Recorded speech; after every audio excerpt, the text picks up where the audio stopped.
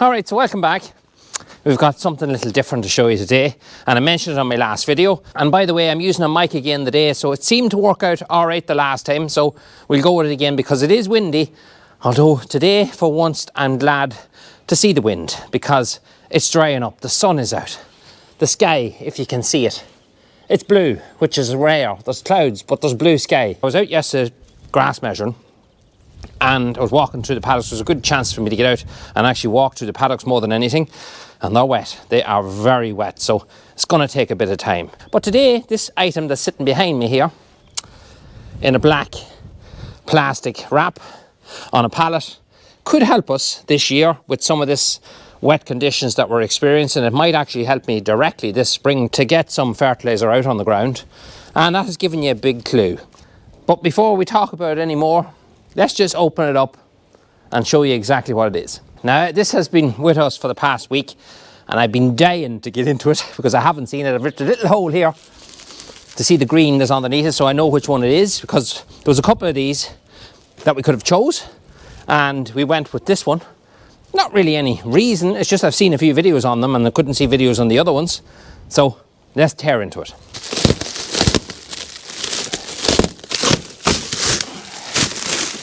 It's got a wheel anyway.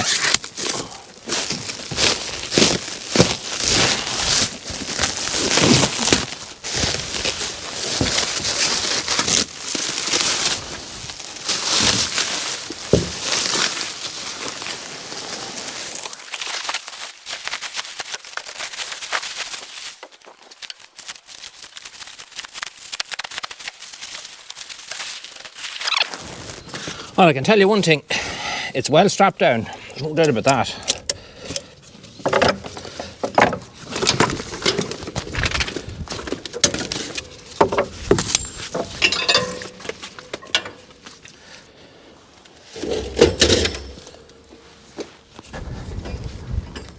Right, I'll just wheel it over here so you guys can see it better.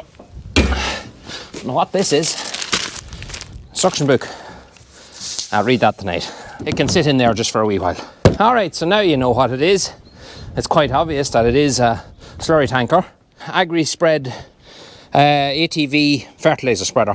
Before we tell you anything about it, this came to us from the same place we bought our quad last year, Friel's ATV in Donegal. When our quad was being delivered, Peter, the guy that owns the business, I think, he says to me, would you take a fertilizer spreader in the springtime for your quad? We'd love to send you one out just to see what you think of it and see what your viewers think of it as well. So they sent this out to us. It's only on trial. We have not bought this. This is just purely on a little bit of a demo. And it's something I really wanted to demo out for myself anyway. I'd never get to demo the like of these things if it wasn't for you guys to watch our videos. So I always say thanks very much for that. It gives us great opportunities to try different things, and we can both look at it together, and if there's anything you ever want to know, just don't be afraid to comment it down below and I'll do my best to answer it. But it is one of the perks and something I do appreciate. And look, it breaks up the monotonous routine sometimes on the farm this time of year, and it's nice to try something different. So first of all, you can see that it's painted grey on the bottom. This is a fully galvanised chassis on this, so the guys told me. So you can see the galvanised is still raw here on the top. But they painted now because sometimes the galvanised can react to nitrogen and stuff. I don't know much about that, maybe that's true, but now they put paint on top of it to protect it against that, so that solves that. This one here is manual, so what I mean is you open and close it manually. It does come with electric as well. If you have a gator or something like that and you can't reach out to open and close it, it does come with electric. The spinner on this one is stainless steel, so even this here, stainless, all stainless. Well, any of you are interested on the wheels, you can see there it's a 21 by 11. And it's on an 8-inch rim, so a good wide tyre, which is no harm. The last thing you want is a narrow wheel with weight on, because you know yourself what's going to happen there. There is a hook to hold the lid on here. It's actually in the bag that's inside it. You have to put a little pop rivet in here, and then it just hooks onto that there to keep the lid closed. They didn't want to put it on in case it'd break and transport, because it does kind of get caught and stuff, so they left it off, but I will be popping everything that on after. It's got a great wide spinner on it. That's one thing I noticed straight away. Hell of a wide spinner on it. Your gearbox is down, tucked in under there. You have your grease pints here on the axle, so it's driven from this side. You see it leading straight into the gearbox, and then that will turn your spinner as you go along on the field. So this here is a half ton, so it will hold your half-ton bag, your large half-ton bag in there. So there's your adjuster here. So you pull this little lad out, you set it to whatever way you want it adjusted, then you open it down to that and it just locks it in place. So you decide as you go along how much that'll put on, and you move it around to suit. So this handle here engages your gearbox. So at the minute, if you're pulling it behind the quad, I'll just move it here by hand. You notice the spinner doesn't move. But if we move this back, let it out, and into that position, now we pull it, there goes the spinner. This might actually come in very handy straight away. The fact that our fields are so wet at the minute, our silage fields is what we're concentrating on at the minute. We have certain parts of our land over there under the farm that take a long time to dry out. And we might be able to come in with this, put a half-ton on, and come in and finish them wet spots. That's what I'm hoping will work for this. We'll see how it goes on. If we can get in with the tractor, we'll do it with the tractor. If not, we'll hit it with this. It'll be handy in a way that when we bring our cows in the evening, we can just go into whatever paddock to come off, because my farm is all on small paddocks.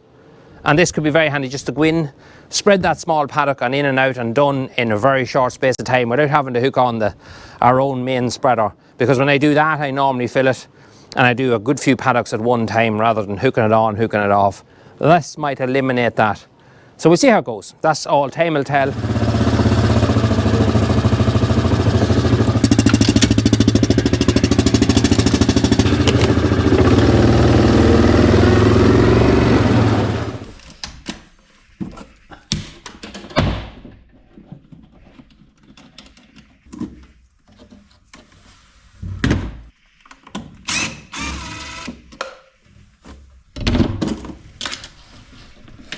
This plug here is completely dead, or this socket I should say is completely dead.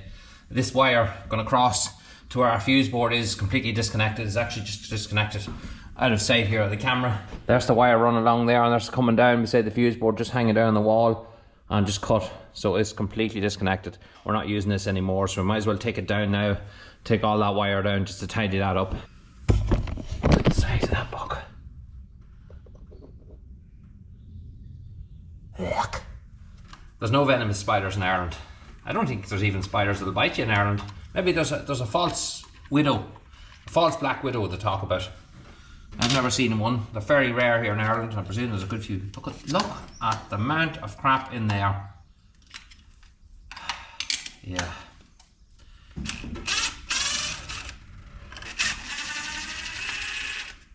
Just cut it and take it away. I'm going to the bin.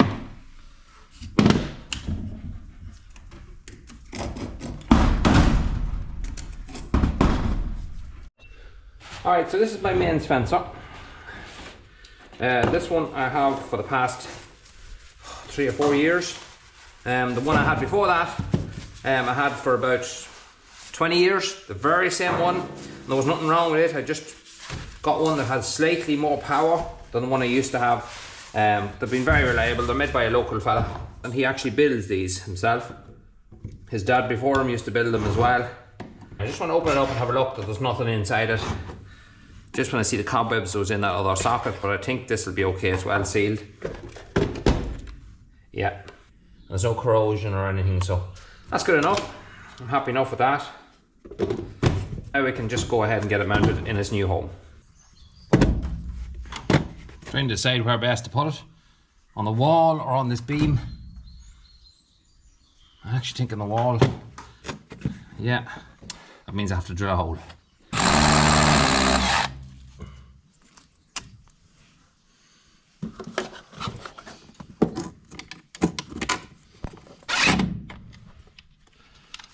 Back it out a wee bit.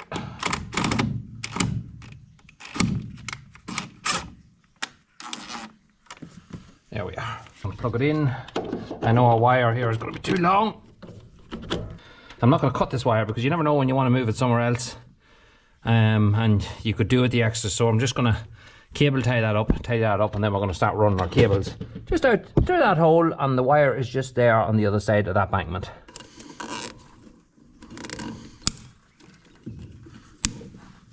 I've taken my old dirt out and I have it here, and instead of going up to the top and driving in from there, I'm just going to drive it straight in here if it goes in, because it's the very same thing as long as you put it in good and deep. This boy here is about 3 foot, so I'd like to get as much of him into the ground as possible.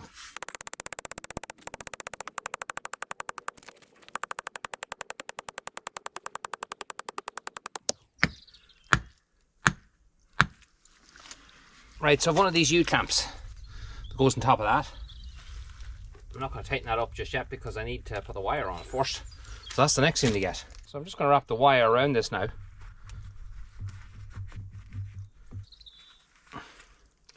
That's hard. Incredibly hard to get at where I am at the moment.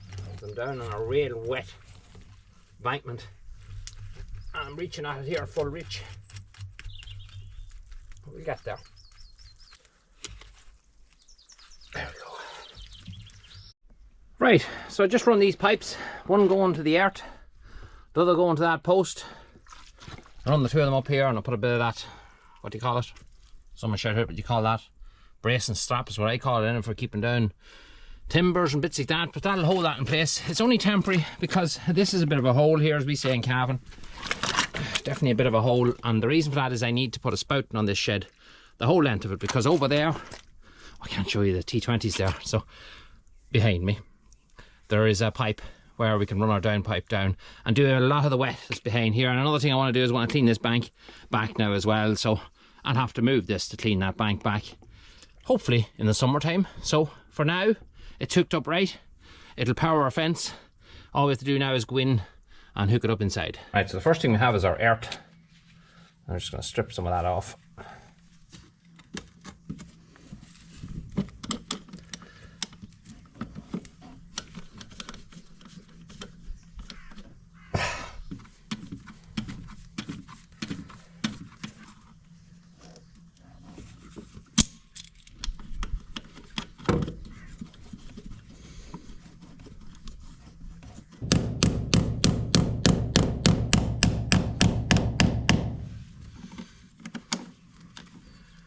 I just put them two ordinary wire clips on so that nothing can pull out the wire or out from outside or whatever. It just gives it a little bit of extra strength as well. Turn it on now and hopefully it should be working. There it is. And I've no doubt that it's working on the fence.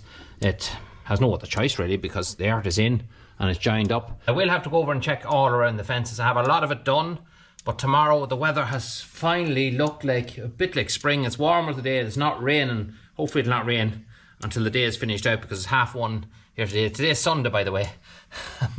And I know people give out about working on Sunday, but this is nice work. I enjoy this kind of stuff, and it's setting up my week, getting these things out of the way because spring's busy and we're way behind on fertilizer and behind on everything.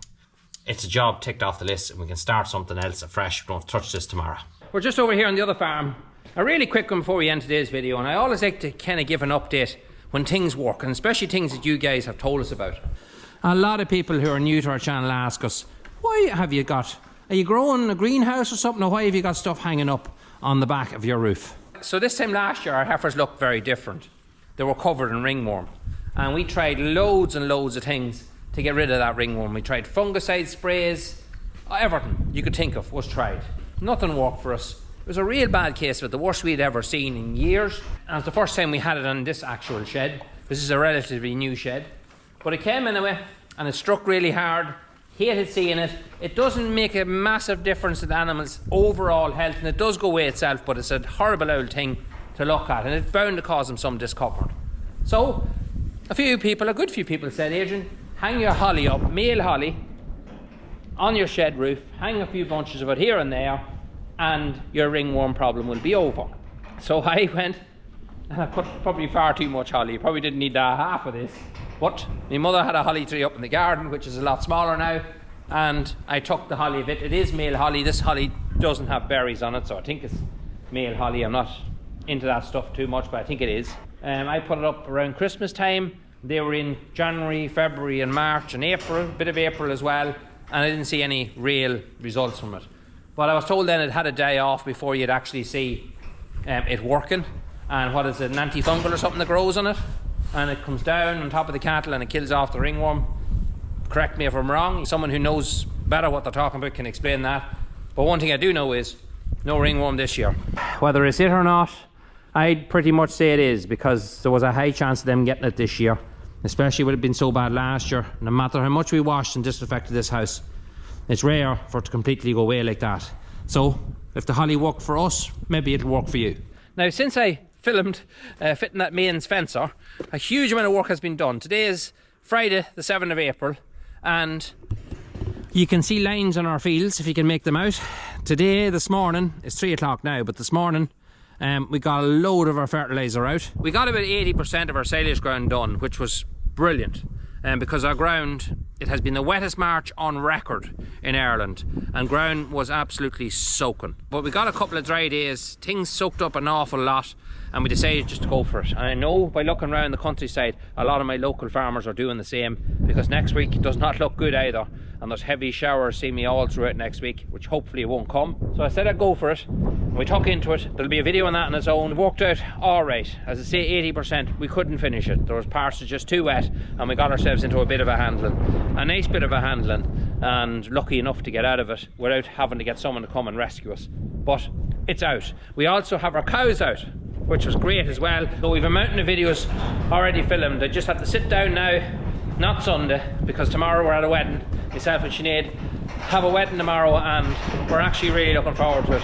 Just having a day off. Martin, my brother's going to step in, and he's going to do the work. He's going to have a challenge enough time, because we've a heifer we're watching all week to calve, and by looking at her now, she's either going to calve tonight, or she'll definitely calve tomorrow when we're away, and possibly a cow as well. And we've had nothing calved for the past 10 days before that, so that's always the way it works. Although he's very good at what he does, he wouldn't be doing it that often, and a heifer can be awkward enough, and perhaps scare him away from it altogether, but it should be alright. Hopefully she'll calve tonight. It's been ages since myself and my wife had a day out. It's just work this time of year on most farms, and just to get a break will be absolutely awesome. We'll probably be wrecked all day for the amount of work we have to do to get away, but it'll still be worth it. Anyway guys, see you next one. Wait a second, you haven't gone, have you? You still there? Cool. Well, I wanted to show you this heifer real quick. So this is the heifer we've been talking about, and as you can see, she's packing a bag. And we've been talking about her on Instagram, and I said last Wednesday, I put a poll up last Wednesday, when do you think she's going to calve? And I said Friday. Had Friday in my head. It's Friday now, it's 7 o'clock in the evening. Will she calve before midnight? Nope, I don't think so. Bones are gone, see the hollows there, and the bones themselves are down enough to calve, put it that way. The elder's pretty much full. It could hold a wee bit more, but no, actually that's full enough. So yeah, nothing gonna happen there. I'm thinking towards morning time, right down to 4 o'clock, 6 o'clock maybe, or maybe even right up in the morning time, just when I'll be heading away. But look, Martin will have his hands full. I just would love to have had her calved, so I would have got her into the parlour at least once before I go away, but that's it. And she's not the only bit of fun he's going to have, because that girl there looks like she's going to calve tomorrow as well. So I shouldn't have said we were going to a wedding at all. I probably said it too loud, and they probably heard me. And that's the moral of that. The only good thing about it is she's as quiet as an old lamb. Bit of an old pet as well. She's very quiet, but I've always seen that with experience. The ones that are quiet like that, they're the ones who can give you the trouble in the parlour, because they're brazen, they're not afraid of you. And yeah, that can be fun. Anyway, have a good one. Have a happy Easter too, by the way. See you the next one.